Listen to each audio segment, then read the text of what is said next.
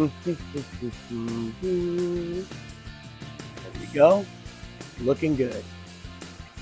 Oh, good evening, YouTube, and welcome back to another episode here at WILDMAN Lives. I'm your host, WILDMAN. Now on today's episode, the Carnivore went to the gym and he continued to do the 5x5 program, and this would be bench press day. Now, I'd like to remind everybody that our program is being sponsored by Rok Hardware Cabinets. If you just pop over to their website or check out their YouTube channel, you can see what kind of items they have listed for sale, and you can do your next project and you can involve these guys on your next DIY or commercial project. Now let's pop in and let's see what the Carnivore is up to. So we're back again for another training session with Frank the Carnivore, and this time we're doing bench press in 5x5 programming in giant set format. So obviously we're going to start with the bench press at 70% of Frank's 1 rep max.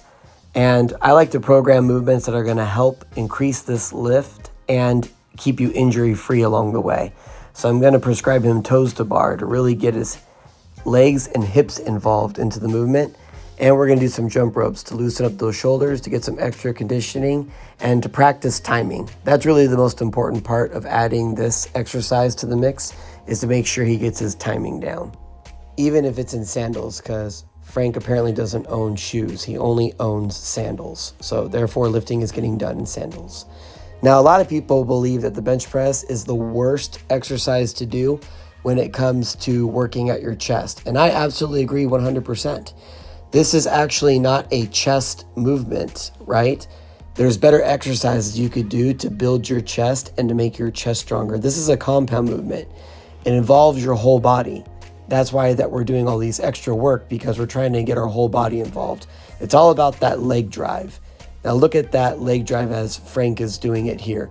You'll see he descends the bar and then he uses his legs to draw energy from the ground and go up and through his body and into the bar. That's not only the best way to lift the most amount of weight on the bench press, it's actually the safest method too, if you think about it. Because the bench press gets a bad rep for being an unnatural movement, meaning this doesn't really carry over into anything else. And again, if you're only using your chest, I totally agree with that. This is the worst exercise to do for your chest, and it's really going to make your shoulders get impinged in an unhealthy movement pattern. But if you utilize leg drive, then you're able to draw energy from the ground. You actually get your body in a better position too, with a slight arch in your back, and you're actually able to put your body in a more natural position so that you're able to utilize what this exercise was designed to do, which is to use your whole body to press something away from you.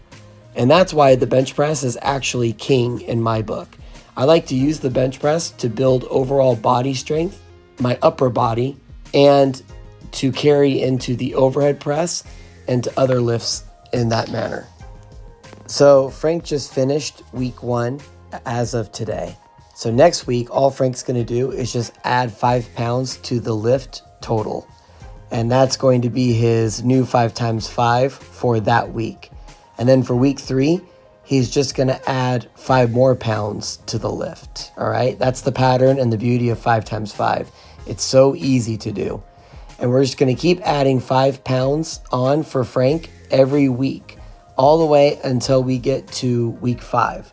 And when we get to week 5, that should be the hardest set for him. Week 4 and week 5 are usually the hardest. And then after we're done with week 5, we're going to test his 1 rep max. Now 5x5 is really that simple. All you got to do is start off with 70% of your 1 rep max, and then every week you just add 5 pounds. And you continue to do that for 5 weeks. And then after you're done, then you test your 1 rep max, take 70% of your new weight, and start all over again. This is the most scientifically proved strength program out there on the market right now. Now let's pop in and let's see what the assistance portion is. Now for the assistance giant set, we're doing 3 rounds, and I prescribed him to do dumbbell incline bench press. I like to do dumbbells because, again, we're trying to isolate that chest now. This is a way better movement to get that upper chest and to hit that upper chest. and it carries over nicely into the bench press because we're trying to work that little curve that you have to do when you bench press. You don't go from point A to point B. The bar actually has to curve a little bit. So this is a great exercise to do to increase that. And we're doing hand release push-ups. All we're going to do is we're going to descend down to the ground, lift our hands off the ground, and then explosively push up. This helps with the bottom position of the bench press. So if you struggle to get the bar off your chest, but you have no problem locking it out once it gets, to the midway point and your triceps take over, then this is a great exercise to do. And doing these is actually a lot harder than it looks, so don't let it fool you. And we're going to continue to do jump ropes in our sandals because, that's what we're going to do. We're just going to go off the program and do our own thing like Frank's doing. Now, like I'm going to tell you every video, accessories are the most important part of weightlifting.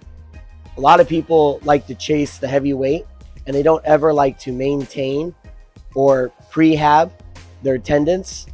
So when they go to the gym next time, they can reduce the likelihood of an injury. Now let's pop in and let me show you some of the exercises I prescribed on bench day for the Carnivore. Now, fortunately for Frank, the accessory giant set, which we're going to do 3 rounds of, will not affect him too much that he's wearing sandals. So don't worry, Frank, we got this.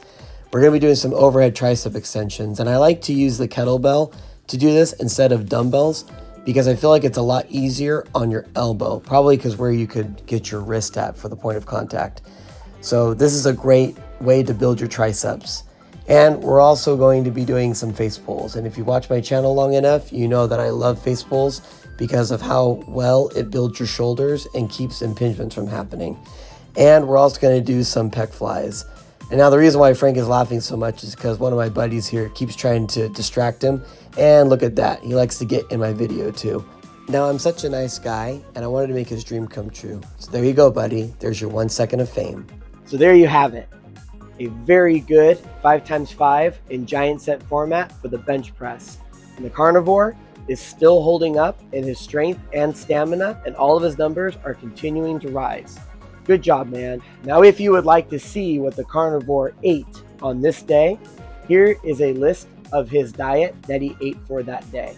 So it seems that this diet was able to sustain him because he's continuing to progress, which I'm very impressed because I didn't think it was going to be possible. However, I've done this with Frank before as a novice and a beginner. So I'm not too surprised that he's able to do it, even though I've done this training now in giant set format. Normally, I like to program Tough 6 and 5x5 into waves, which would be a 6-week block. And I like to do that for at least 3. However, since Frank is a former client of mine, I've expedited his training and have added giant set training to this so that we could only do 1 wave so we could start getting into the intermediate level. And that will truly test whether or not the Carnivore diet is a sustainable option to get through maximized training and optimized strength and longevity and stamina. Until next time, thank you.